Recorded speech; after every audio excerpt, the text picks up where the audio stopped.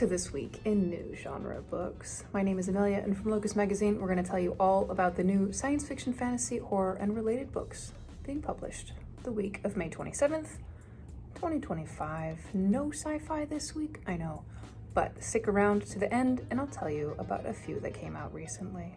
First up, horror, we have 2 new books being published this week. From Stephen King, we have Never Flinch, out from Scribner in hardcover ebook and audiobook. This is a horror/thriller crime novel featuring investigator Holly Gibney. Gibney deals with 2 investigations, one of a killer promising to kill 14 people, and another of an activist's vigilante stalker, simultaneous with the Hodder and Stoughton UK edition.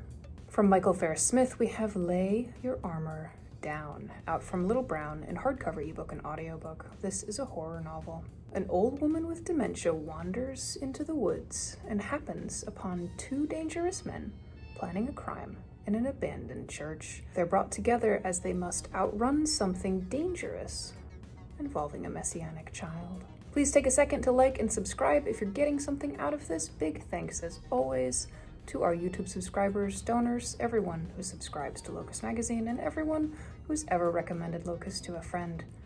How do you think these novelists start their careers? Lots and lots and lots of work, and often a pinch or 2 of insider knowledge from Locus. Next up, fantasy, we have 13 titles. From Stephen Arion, we have The Sorrow of the Sea, out from Angry Robot UK in paperback and ebook.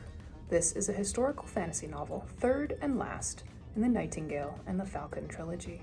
Temujin steps into the role of Khan, and Kaivan and Esme are forced to join him as they work to repulse the advances of the warlord Timur. From A.R. Capetta, we have Costumes for Time Travelers, out from Candlewick in hardcover ebook and audiobook. This is a young adult fantasy romance novel. Callisto lives in a costume shop in the town of Pocket, where time travelers pass through on their ways to other Wens. Time traveler Fox has glimpses of a future where they're together and chased by danger. Speaking of being chased by danger, Locus is a small, labor-intensive nonprofit, and we're always hustling to keep the lights on. If you've got it to give, we'll take it. I'll put a link in the thing. From Mickey Daughtry, we have Time After Time, out from Putnam in hardcover ebook and audiobook. This is a sapphic romantic fantasy novel. Libby rashly uses her college tuition funds to buy an old Victorian house and falls for her boarder Tish, who stays in exchange for repairs. Then Libby discovers an old journal of a woman in love with her maid and notices weird similarities in their lives. From Gareth Hanrahan, we have The Sword Triumphant, out from Orbit US in paperback and ebook. This is an epic fantasy novel, the 3rd in the Lands of the Firstborn trilogy. As a young man, Aelfric slew a series of powerful beings with the awful sword Spellbreaker. Decades later, he receives news that he may be needed again, and the sword reforged, simultaneous with the Orbit UK edition. From Guy Gavriel Kay, we have Written on the Dark, out from Berkeley in hardcover ebook and audiobook. This is a historical fantasy novel. In a world resembling medieval France, Terry Villar is a tavern poet, intelligent and quick, but drawn unwillingly into the deadly politics of Oran. He encounters a young woman who hears voices, an ailing king, assassins, plotters, and a mounting war. From Jasmine Kuliasha, we have The Midnight Pack, out from Orbit Works in paperback, ebook, and audiobook. This is an urban fantasy werewolf romance novel. P.I. Jericho James makes a living debunking paranormal cases and heads to Maine to disprove werewolf sightings. There, she encounters a family of handsome male scientists trying to cure a mystery virus. From Hazel McBride, we have A Fate Forged in Fire, out from Delacorte in hardcover ebook and audiobook. This is a fantasy romance novel. A Mira living in a once matriarchal society ruled by ineffective kings waits to bond with a dragon and take the throne. Her adversary is the prince and rider Fiorian, whose everything she despises, simultaneous with the UK Renegade edition. From Tochi Onyebuchi, we have Harmattan Season, out from Tor in hardcover, paperback, ebook, and audiobook. This is a fantasy mystery novel set in post-colonial West Africa. P.I. Boubacar investigates a wounded woman who collapses at his door and contends with French occupiers and local Dugoulin anxious to use their lost heritage and abilities. From Caitlin Rosakis, we have the Grimoire Grammar School Parent-Teacher Association, out from Titan UK in paperback and ebook. This is a contemporary fantasy novel. When Vivian's daughter gets bitten by a werewolf, the family enters a world of magical schools. Vivian has to deal with cryptids, PTA politics, a demonic talent show, and a prophecy that may involve her daughter. From Michelle Segarra, we have Air of Light, out from Mira in hardcover, paperback, ebook, and audiobook. This is a fantasy novel second in the Academia Chronicles series, part of the Chronicles of Elantra series. Robin, a student from a prestigious family, inherits a powerful position in the academia, which has woken after a centuries-long slumber. He discovers that others are eager to seize his position, and there might be more to his parents' murder than he thought. The author also writes as Michelle West.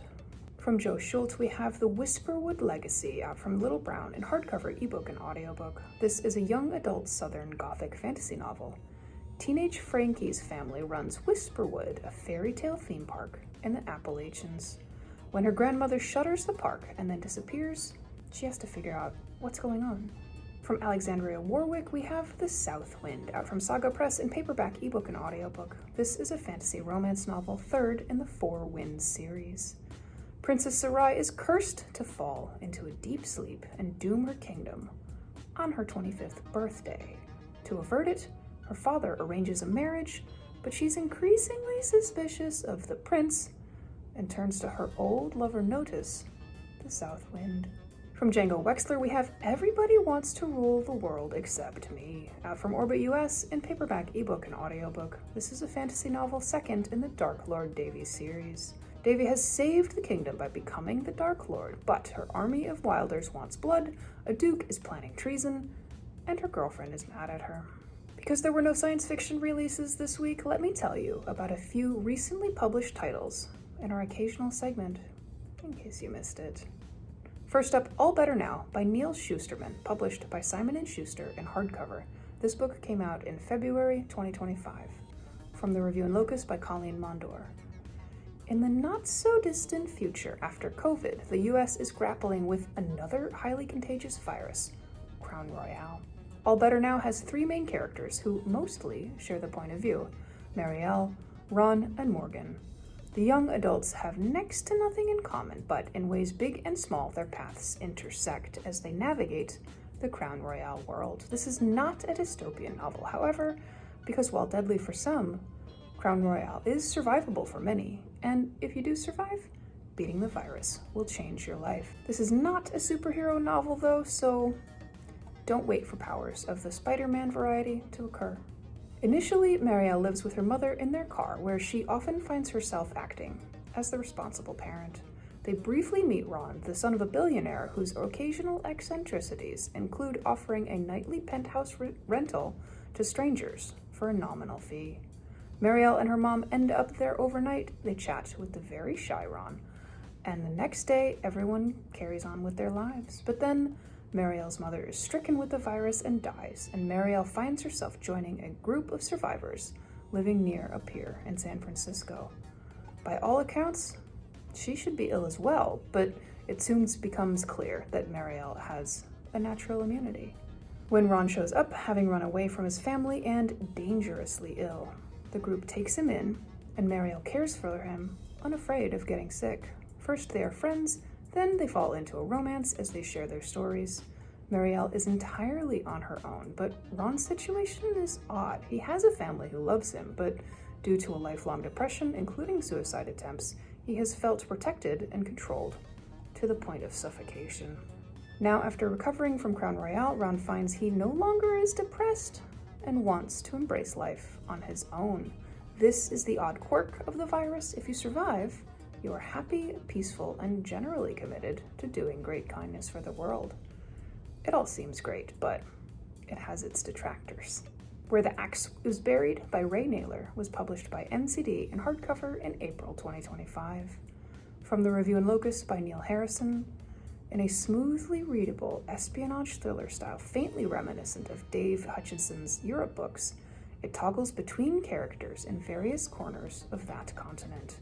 Lilia attempting escape from an algorithmically totalitarian Russian Federation in which everything is seen, and your social credit score determines where you can go and what you can access. The president of that same state about to transfer his consciousness to his latest fresh body, and Nikolai, the doctor attending him. Lilia's boyfriend Palmer alone in London since Lilia was arrested on a visit to her father in the Federation.